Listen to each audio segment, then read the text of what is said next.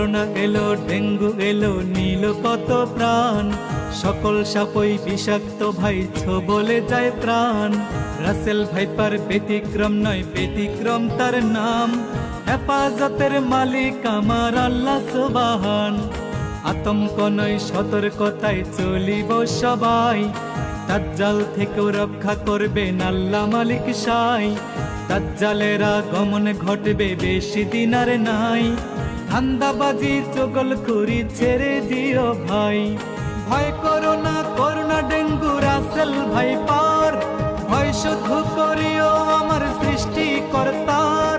তিনি সহায় থাকলে বিপদ কেটে যাবে সবই। আগুনেও পড়ে নাই গো ইব্রাহিম নবী। মাছের পেটেও বেঁচে ছিলেন ইউনুস নবী। আগুনেও পড়ে নাই গো ইব্রাহিম নবী। মাছের পেটেও বেঁচে ছিলেন ইউনুস নবী।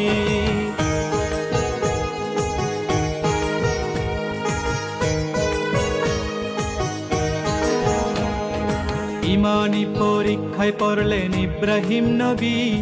স্বপ্নে দেখায় শখের জিনিস করতে কুরবানি। এই স্বপন দেখিয়া তিনি করলেন না আর দেরি। শখের পুত্র ইসমাইলের গলে চালায় ছুরি।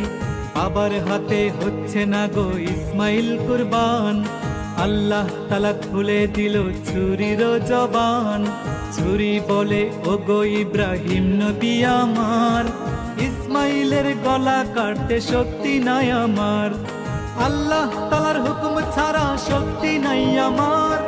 জবাই করতে নিষেধ করছে আমায় ৭০ বার। তাহার হুকুম ছাড়াই আমি কেমনে জবাই করি। আগুনেও পড়ে নাই গো ইব্রাহিম নবী। মাছের পেটেও বেঁচে ছিলেন ইউনুস নবী। আগুনেও পড়ে নাই গো ইব্রাহিম নবী। মাছের পেটেও বেঁচে ছিলেন ইউনুস নবী।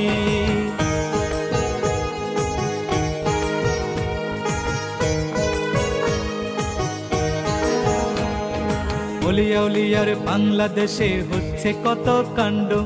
লেবাস দেখে যায় না চেনা, কে সাধু কে ভণ্ড। জ্ঞানী গুণী লোক মূর্খের কাছে হচ্ছে লাঞ্ছিত। মানুষের ক্ষতি মানুষ করছে অবিরত।